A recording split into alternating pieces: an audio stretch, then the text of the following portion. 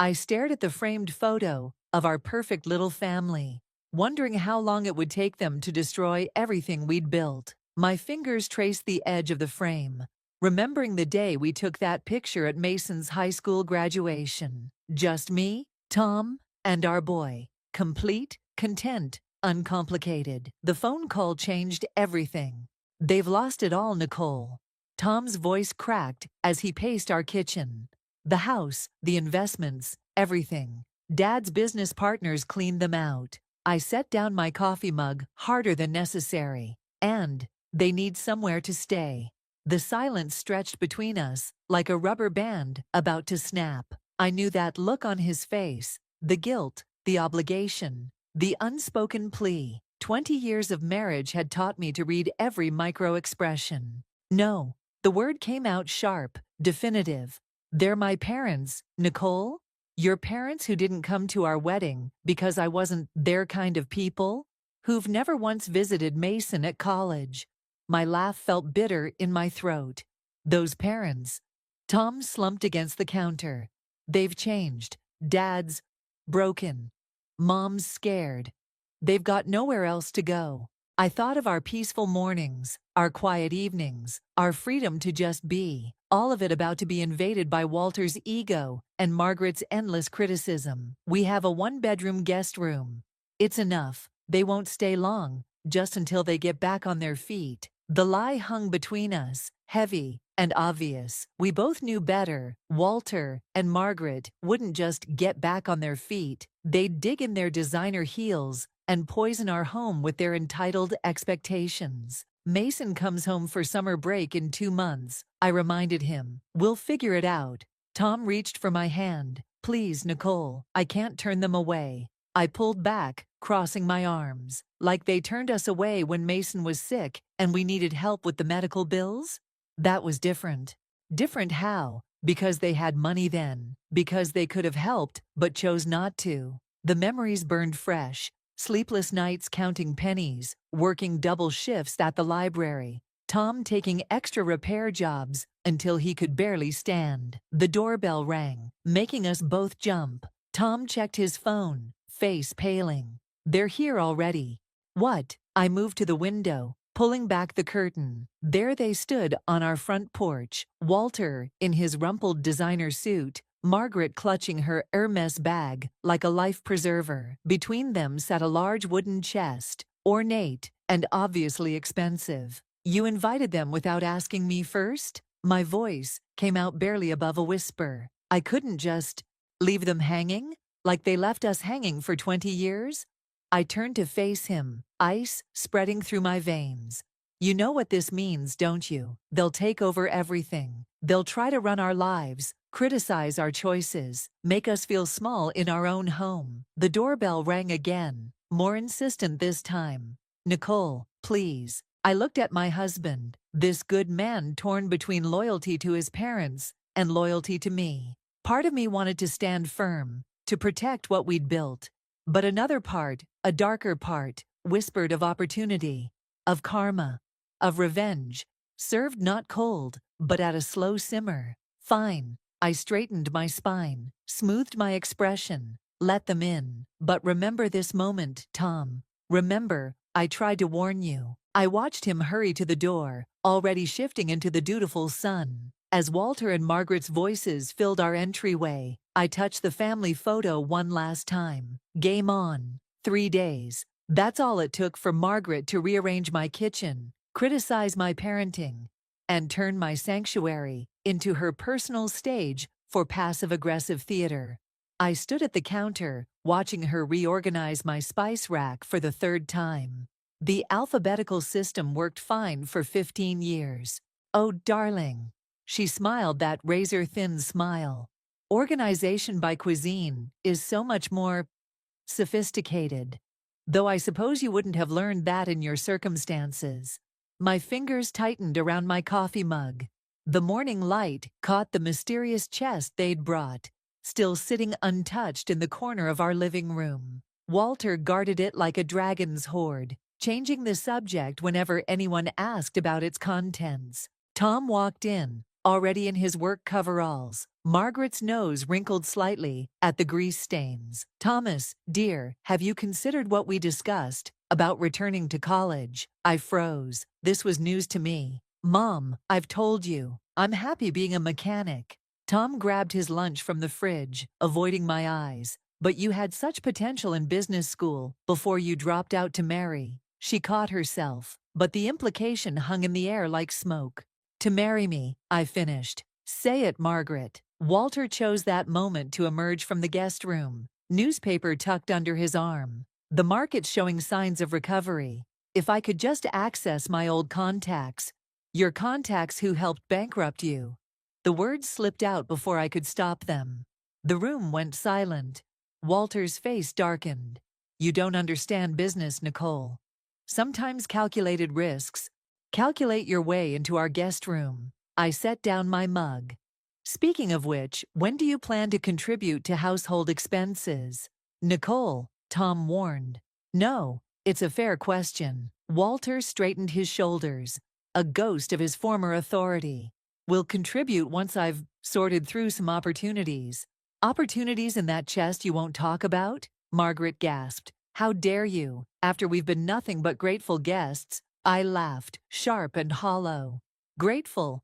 You've spent 3 days criticizing everything from my cooking to my career. You've rearranged my home without asking. Now you're pushing Tom to abandon his job. I'm trying to help him reach his potential. Margaret's voice rose. Instead of wasting his life fixing cars like some common, that waste of life paid for your grandson's college education. I cut in. While you and Walter were too busy with your country club memberships to even attend his high school graduation. Tom slammed his lunchbox down. Enough, both of you. Thomas, Margaret reached for him, tears welling. We only want what's best. I need to get to work. He headed for the door, pausing only to kiss my cheek. The gesture felt mechanical, distant. After he left, Walter cleared his throat. Perhaps we should discuss establishing some household guidelines. Here's a guideline, I said, turning to face them both. That chest, either tell me what's in it, or it goes to the garage. This isn't a storage facility. Walter's hand twitched toward his pocket, where, I noticed, he kept a small key on a chain. The contents are private business matters. Surely you understand. What I understand is that you're hiding something. In my home, around my family. Margaret stepped between us. We've obviously overstayed our welcome this morning. Walter, let's give Nicole some space to compose herself. They retreated to the guest room, Margaret shooting me a look that could freeze hell. I waited until their door closed, then pulled out my phone to text Eleanor, my grandmother. If anyone could help me navigate this mess, it was her. Need advice, I typed. In-laws from hell have moved in, bringing mysterious locked chest and years of resentment. How do I protect my family without becoming the villain they already think I am? Her response came quickly. Sometimes the best revenge is letting people reveal themselves. Watch, wait, document everything.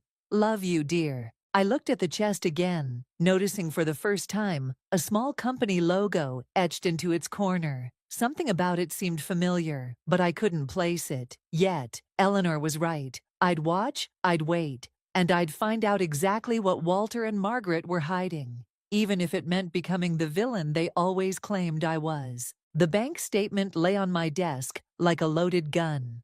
I'd found it while cleaning, tucked beneath Margaret's designer handbag, forgotten, or deliberately left where I'd see it. The numbers jumped out at me. Mason's College Fund, accessed 3 times in the past week. My hands shook as I dialed Tom's number, straight to voicemail. Of course, I heard Margaret's laugh floating up from downstairs, that practice society titter that set my teeth on edge. When I reached the kitchen, she was showing Walter something on her phone, both of them dressed for dinner out, while dirty dishes filled my sink. Care to explain this? I slapped the bank statement on the counter. Margaret's smile didn't waver. Oh, that. Thomas agreed we could borrow a small amount for some essential expenses. Essential? The word tasted like poison. You mean the spa day you charged last Tuesday? or the golf club membership renewal. Walter shifted uncomfortably. Now, Nicole. We've discussed repaying everything once my new venture. That's my son's future you're gambling with. My voice came out steady, deadly calm. The money we scraped together while you were too ashamed of our common lifestyle to even visit. Mason has a trust fund from us, Margaret waved dismissively. Once Walter's business. What business? The one that bankrupted you? Or the secret one hiding in that chest you won't talk about? The front door opened. Tom walked in, still in his work clothes, freezing when he saw us. What's going on? Your wife is making accusations. Margaret's voice trembled perfectly. After all we've sacrificed. Sacrificed, I grabbed the statement, thrust it at Tom. They're draining Mason's college fund, and you gave them access. Tom's face went pale. I only authorized one small withdrawal for what? I stepped closer. What was so important that you'd risk our son's education without even discussing it with me? Son, Walter cut in. We had an opportunity that required immediate. Stop. I turned to face them both. No more opportunities. No more sacrifices. No more treating our family's future like your personal piggy bank. Margaret's facade cracked. How dare you speak to us this way? Thomas, are you going to let her? Let me what? Protect our son. Someone has to, since his grandparents are too busy trying to maintain their country club lifestyle to care about his future. That's enough. Tom's voice was sharp. Mom, Dad, you promised this was a one-time thing. It was necessary, Walter insisted. The contacts in that chest, the documents, they're worth millions. We just needed startup capital. I laughed, harsh and bitter. So that's what's in the mystery chest. More get-rich-quick schemes? You don't understand business, Margaret snapped. Of course, working in a library. Get out. The words surprised even me. The room went silent. Nicole, Tom started. No, they leave, or I do. And I'm taking Mason's remaining money with me. Margaret clutched Walter's arm. Thomas, surely you won't let her. Won't let me protect my son. I turned to Tom. Choose, right now, your parents' schemes or your son's future. Tom looked between us, trapped. We can't just throw them out. Fine. I grabbed my keys. I'll be at Eleanor's. Call me when they're gone, or when you remember who you built this family with. Nicole, wait. But I was already moving. Past the precious chest, past Margaret's tears, past 20 years of trying to prove myself worthy of their precious son. At the door, I paused. You know what's funny? I actually believed you'd changed. That losing everything might have taught you something about family, about what really matters. I met Walter's eyes. I was wrong. You're still the same entitled, selfish people who thought their son married beneath him. Only now you're trying to drag us down with you. As I drove away, my phone buzzed with messages. I ignored them all, except one, from Eleanor. Remember, dear, sometimes the strongest revenge is simply standing your ground. Are you ready for dinner? I made your favorite pie. I smiled through tears, turning toward the nursing home. Let them scramble. Let them panic. Sometimes the best way to win was to simply walk away and let the truth do its work. But first, I had some research to do about Walter's old company and that mysterious chest's logo. Something told me there was more to this story than failed business ventures and wounded pride. Eleanor's nursing home computer hummed as I scrolled through archived newspaper articles. 3 days of research had led me here, piecing together Walter's past like a jigsaw puzzle of lies. Found something interesting? Eleanor wheeled closer, setting down 2 cups of contraband coffee she'd smuggled from the staff room. Walter's company didn't just go bankrupt. I turned the screen toward her. They were under investigation for investor fraud when everything collapsed. Look at the date, exactly when they stopped speaking to us. The mighty do fall hard, Eleanor mused. But that doesn't explain why you're here at midnight instead of fixing things with Tom. My phone buzzed. Another message from him. I ignored it. That chest they brought?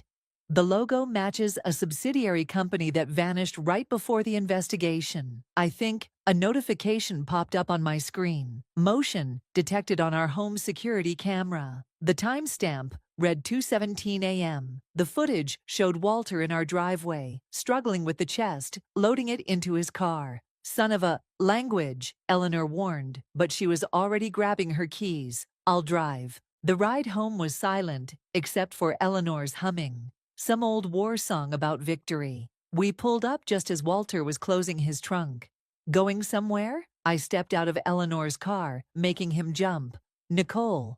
He straightened, trying to reclaim his authority. This doesn't concern you. The fraud investigation concerned me. The investors you cheated concerned me. And that chest, which I'm betting contains evidence that would interest a lot of people, definitely concerns me. Walter's face went ash white. How did you? I'm a librarian, Walter. Research is what I do. I moved closer. Were you planning to rebuild your empire with stolen money?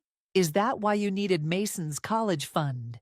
You don't understand. His hands shook as he reached for his car door. Those investors, they were going to what? Expose you. Press charges. Is that why you and Margaret cut us off? Afraid we'd learn your perfect life was built on lies. Headlights swept across us as another car pulled up. Tom stepped out, still in his work clothes, looking between us with dawning comprehension. Dad, what are you doing? Your father, Eleanor called from her car, is running away with evidence of his crimes. Again. Some people never learn new tricks. Walter's composure cracked. Thomas, son, I can explain. Like you explained when you needed Mason's money. Tom's voice was quiet, dangerous. What's in the chest, Dad? Nothing that. The truth, I cut in. For once in your life, Walter, tell the truth, or I call the police and let them find out. The silence stretched, broken only by Eleanor's engine idling. Finally, Walter slumped against his car. Documents, proof of, arrangements. If I could just get them to the right people, restore our position. By stealing from your grandson. Tom moved to stand beside me. That's what the college fund was for, to buy your way back into your old life. We deserved that life. Margaret's voice made us all turn. She stood in the doorway, elegant, even in her robe. We were somebody before. Before your lies caught up with you, I finished. Before you had to face consequences. Tom pulled out his phone. I'm calling the police. Wait. Walter's voice cracked. Please, I'll leave. Take the chest. Disappear. You'll never hear from us again. No. I surprised myself with the word. You'll open that chest right now. Show us everything. Then we'll decide what happens next. Nicole, Margaret pleaded. Those are the terms. Otherwise, Tom makes that call.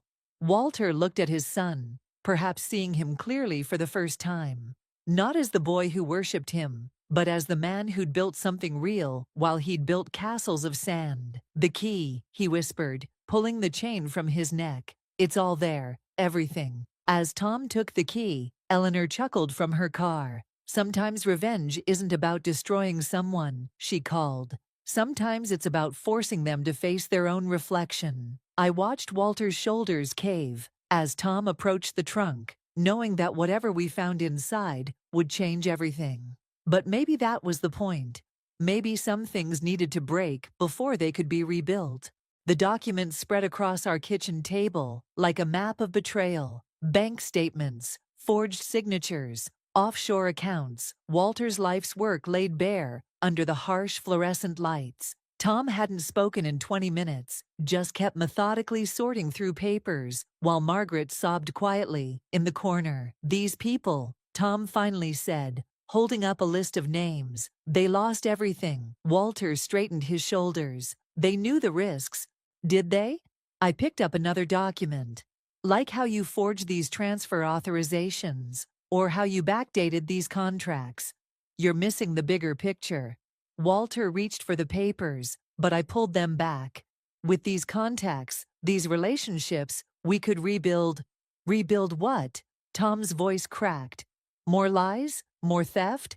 Eleanor wheeled closer to the table, examining a document through her reading glasses. My late husband lost his pension to a scheme like this. The man responsible never faced consequences either. Something clicked in my mind. That's why you cut us off, isn't it? Not because I wasn't good enough for Tom. You were afraid we'd discover where your money really came from. Margaret lifted her tear-stained face. We were protecting you. By stealing from your grandson. I stood up, my chair scraping against the floor. By hiding in our home while planning to rob more people. I can fix this. Walter's desperation filled the room. Nicole, you're smart. You understand systems, organization. Help me sort these documents. Create a new strategy. Are you seriously? Tom started, but I held up my hand. Go on, Walter. He leaned forward, energy returning to his voice. These investors, they're still out there. With your skills, we could restructure the proposals, make everything legitimate this time. And the money you took from Mason's account. Seed funding. Once we're operational. Stop. I gathered the papers into a neat stack. You want my help? Here are my terms. First, you return every penny you took from Mason's fund. Second, you write a full confession about these documents, the fraud, all of it. Walter paled. That would ruin. You're already ruined. The question is whether you want to drag your son down with you. Thomas, Margaret pleaded. You can't let her. Let her what? Tom stood beside me. Protect our family. That's more than you ever did. I pulled out my phone. Started taking photos of the documents. Walter lunged forward, but Eleanor's cane shot out, blocking his path. Careful, dear, she said sweetly. Assaulting a witness wouldn't help your case. What are you doing? Walter's voice shook. Insurance. I met his eyes. You have until morning to decide. Confession and restitution. Or these documents go to the FBI. You'd destroy your husband's family? No, Walter, you did that. I'm giving you a chance to save what's left of it. Margaret stood, smoothing her robe, with trembling hands. We could still be a family, if everyone just— We were never family to you. Tom's quiet words cut through her performance. We were just another asset to manage. I finished photographing the documents, then handed them back to Walter. Morning, Walter, choose wisely. As they retreated to the guest room, Eleanor patted my hand. You're giving them more mercy than they deserve. It's not mercy. I watched Tom sink into a chair. The weight of decades of lies, crushing him. It's a chance for them to finally do one honest thing. And if they refuse, I thought of Mason, working part-time between classes, believing in the future we'd promised him. Thought of Tom, living with his parents' rejection all these years, without knowing the real reason. Then they learn what real consequences feel like. Tom looked up at me, his eyes clearing. Whatever they choose, we face it together this time. I squeezed his shoulder, hearing Walter and Margaret's urgent whispers from behind the guest room door. By morning, we'd know if they were capable of change, or if revenge would wear the face of justice. Eleanor started humming again as she wheeled toward the living room. The truth, she called over her shoulder, has a way of setting everyone free, whether they want it or not. Morning brought only silence from the guest room. No confession, no restitution, just an empty space where Walter and Margaret's car should have been. And a note on the kitchen counter. We're sorry it had to be this way. My phone buzzed, a bank alert. I nearly dropped it when I saw the balance. They'd cleaned out not just Mason's account, but our joint savings too. Everything we had. They're gone? Tom stood in the doorway, still in his sleep clothes, looking smaller somehow. They took everything. My voice sounded distant, hollow, all of it. The photos I'd taken of the documents refused to load. Deleted remotely somehow. Walter's technical skills hadn't completely abandoned him. The chest sat empty in the corner, mocking us. My phone rang, Mason's name lighting up the screen. I let it go to voicemail. How could I tell our son his grandparents had stolen his future? I'll call the police. Tom reached for his phone, but I grabbed his wrist. And tell them what? That we harbored criminals, that we knew about the fraud and didn't report it immediately, that we tried to blackmail them instead. Eleanor wheeled into the kitchen, her face grim. They've been planning this since they arrived. The chest, the documents, all theater to keep us distracted while they worked out how to access your accounts. I should have seen it.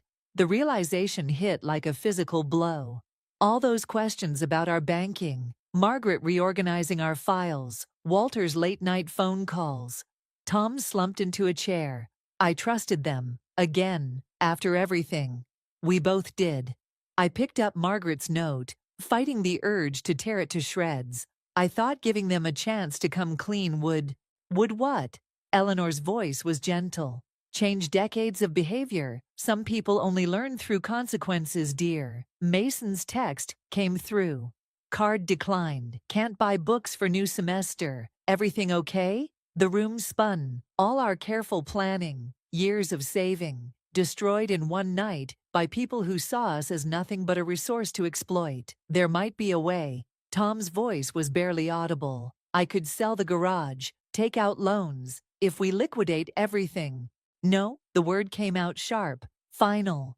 We're not destroying what we built. Not for them. Eleanor wheeled closer, took my hand. What's your plan? They think they've won. Think we're powerless without proof. I pulled out my laptop. But they forgot something. What's that? Tom looked up. I'm a librarian. Documentation is what I do. I opened my email, found the message I'd sent to myself last night. Scanned copies of every document, every statement, every piece of evidence. And I never keep just one copy. Nicole. Tom's voice wavered. If we do this, there's no going back. They'll go to prison. They made their choice. I started forwarding the files to the FBI's fraud division. Now I'm making mine.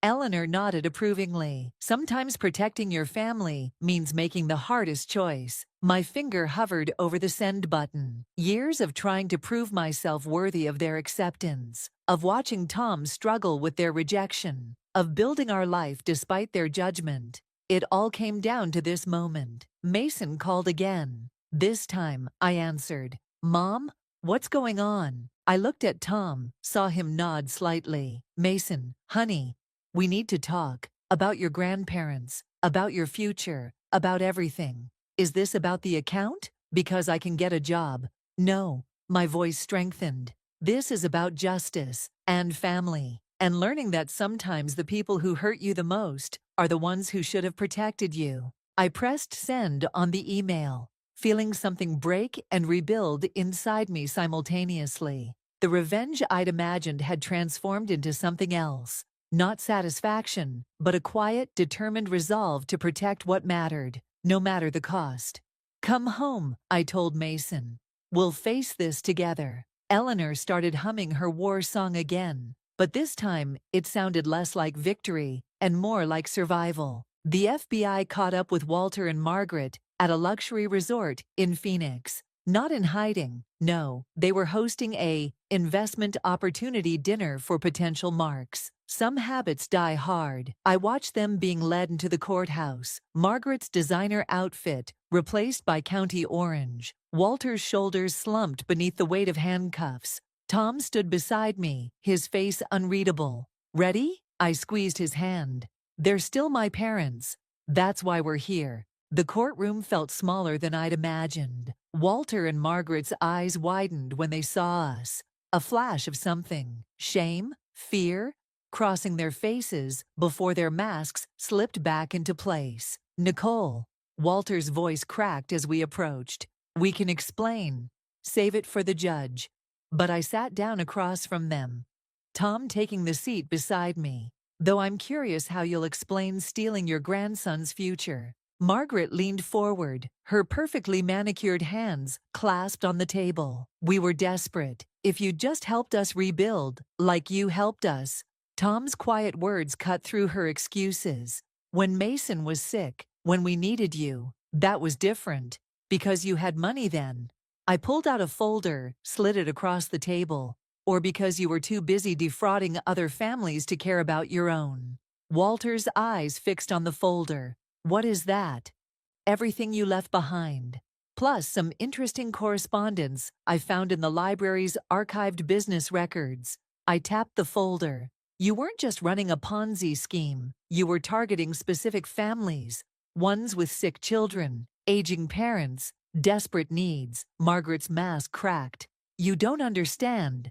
I understand perfectly. I opened the folder, revealing photos of families, dozens of them. These people trusted you, like we trusted you, and you saw their desperation as an opportunity. We can make it right. Walter reached for my hand, but I pulled back. If you drop the charges, I have contacts. More lies? Tom stood abruptly. More schemes? Thomas, please. Margaret's tears started flowing. We're still family. Family. I laughed, the sound harsh in the quiet room.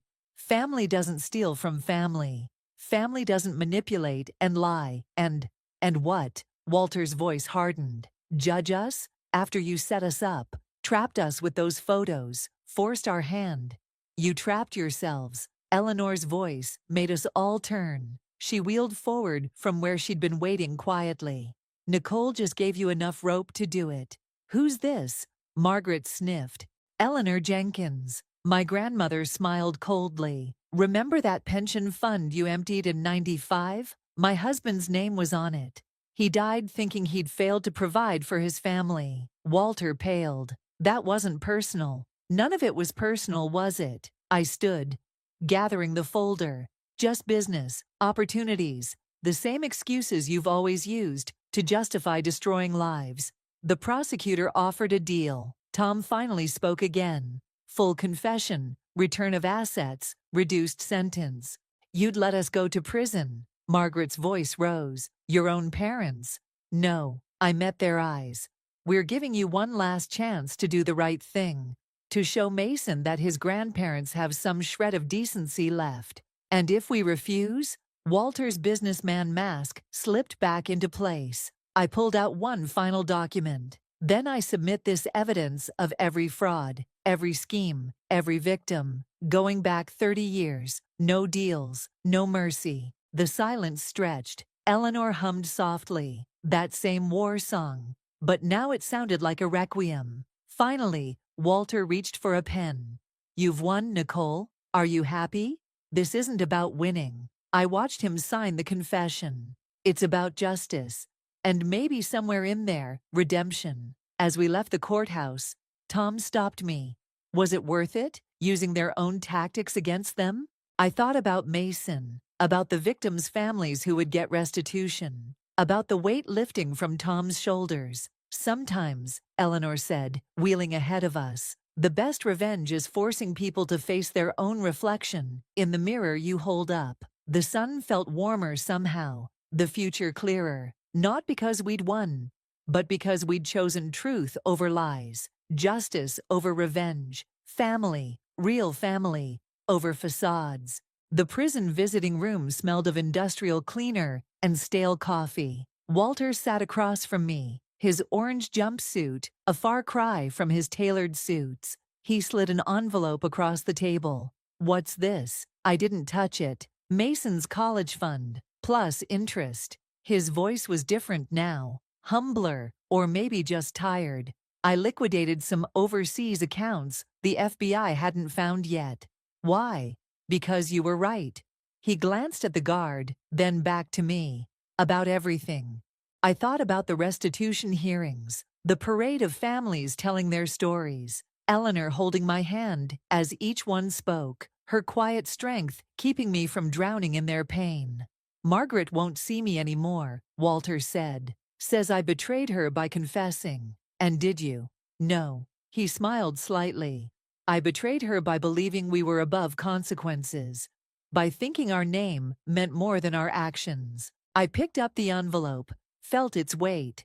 Mason's graduating next month, top of his class. I know, I read about it in the alumni newsletter.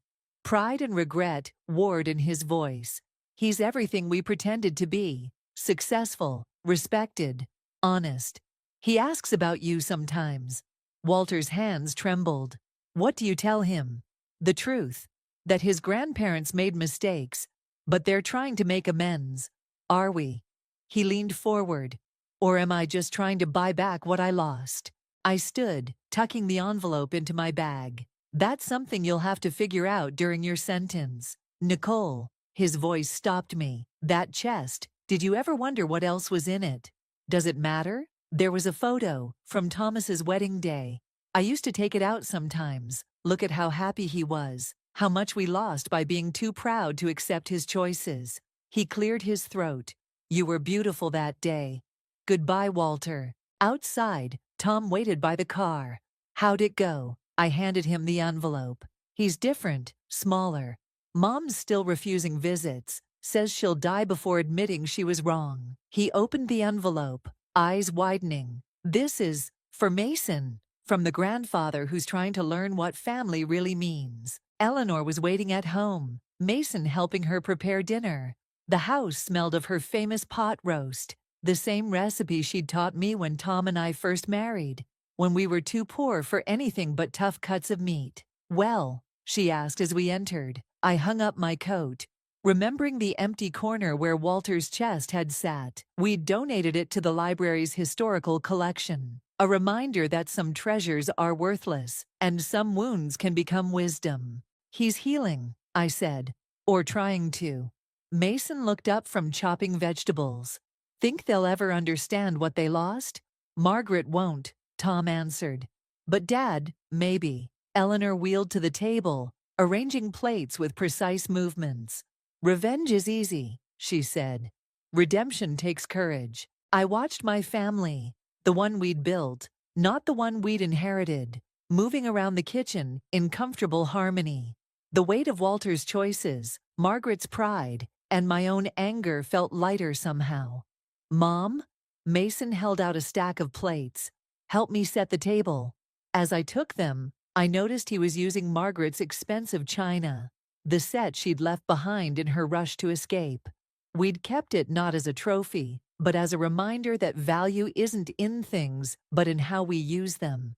Perfect for family dinner, I said. Eleanor started humming her war song, but this time it sounded different, not like victory, or survival, or revenge, but like healing, like forgiveness. Not for them, maybe, but for us. Tom caught my eye across the kitchen and smiled. The real smile. The one that had made me fall in love with him, despite his family's disapproval. In it, I saw everything we'd protected, everything we'd built, everything we'd become. Sometimes, the best revenge isn't revenge at all. Sometimes, it's simply living well, loving deeply, and leaving the door open just enough for redemption to find its way home. If it ever does. If it ever does. If it ever does. If it ever does. If it ever